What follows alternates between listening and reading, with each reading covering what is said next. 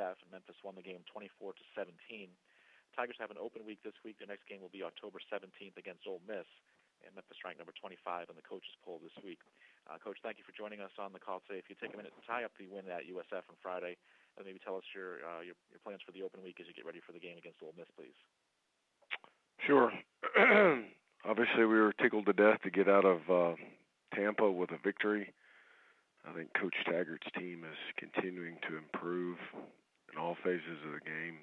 Got some good players and good schemes that gave us a lot of trouble. But our kids battled and were resilient and found a way to eventually pull the game out. We're obviously happy to be in this position for the off week. We've got a lot of improvement we've got to do. We're going to really look at ourselves and evaluate where we're at on all three phases of the game, see if we can't, over the next several days, make some improvements, some strides in offense, defensively, and special teams in order for this next run, which is going to be incredibly challenging, starting with Ole Miss and then dipping back into conference play for 7 straight weeks. After the Ole Miss game, 6 days later, we've got to go to Tulsa. So huge challenge for us, and looking forward to hopefully making some improvement in this bye week. We'll take questions for Coach Fuente, please. *1 on your telephone to join the queue, then the operator will introduce you. We'll first go to Dan Tortora with Dan Tortora Broadcast Media. Hi, Coach. How you doing today? I'm good. How are you? Excuse me. Doing well. You're okay. Not only 5-0, but winning your first 2 conference contests and then looking around the conference itself and seeing the fact that there are 4 unbeaten teams. What can you say about the American Athletic Conference, where it's at right now, even though it's early on in the season, and if you feel like it is respected? Well, I think that's part of our charge as a league is to continue to fight and battle for that respect. As a whole, there's some fine coaches and football players in this league, and I do not think that we need to be bashful about raising the banner and waving the flag and boasting about this conference, because it is very good, very competent from top to bottom. I still don't believe once we get full on into the conference schedule, I just believe there's going to be a lot of back and forth. I just think it's going to be very difficult to play at a high level week in and week out, which is what it's going to take from whoever ends up on top in each division is going to have done a fine job each week, and that's going to be very difficult. So I anticipate that there'll be quite a bit of back and forth here in the next 6 or 7 weeks. When you look at the back and forth, your team is one of the teams that's been able to, in conference and out of conference, stay on the right side of things. Paxton Lynch, 2 passing touchdowns, 1 rushing touchdown. Those were all the touchdowns in that victory where you said you were happy to get out of South Florida with a win. What can you say about Paxton's resolve in a game like that, and how you've kind of seen him face adversity in games that are close? Well, he's been through a lot. He played as a freshman and didn't play particularly well. And I think that's stuck with him as something that he does not want to go back to. So he's done a great job preparing from week to week. He spends quite a bit of extra time trying to figure everything out, preparing to play in the game, trying to do everything he can to make sure he gives his team the best chance to win. Obviously, he's a big component of what we're trying to accomplish.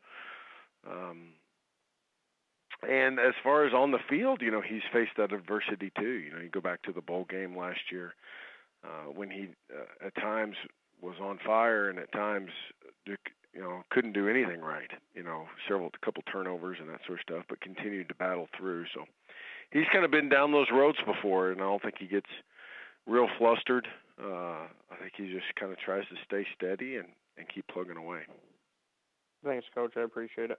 You bet. We'll next go to Brian Moss with TigersSportsReport.com. Hey, Coach. After the 5-0 start and you got 2 weeks to prepare for Ole Miss, does this bye week come at a good time for you? Well, I guess it's fine.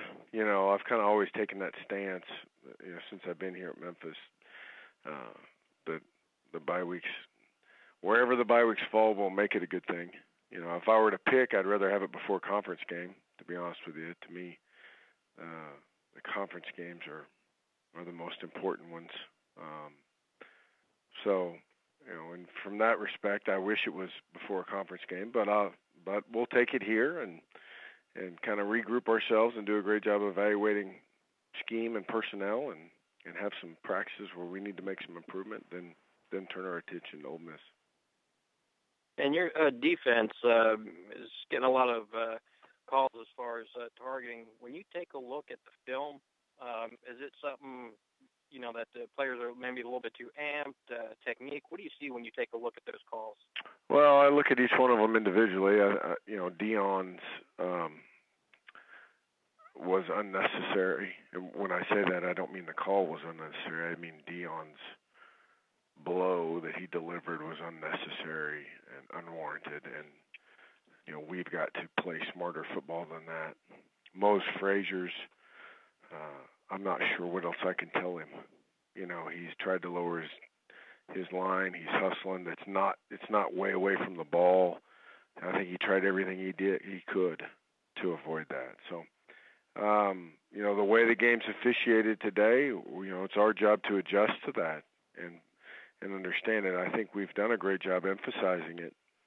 As coaches, we've just got to do a little bit better job getting it implemented. And really, in my opinion, no matter what you do, occasionally you're going to have some throughout the course of a year. I'd like for our number to be lower right now. Just we've got to recognize it's how it's going to be called and adjust.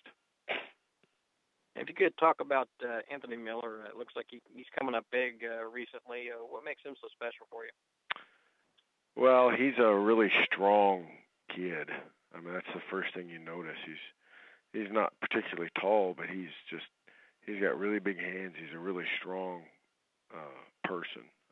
Doesn't lift an inordinate amount of weight in the weight room. I mean, he's just really kind of freakishly strong. He's passionate. He loves to play. He's a tough, hard-nosed player out there. He tries to play as violently as you can at the wide receiver position.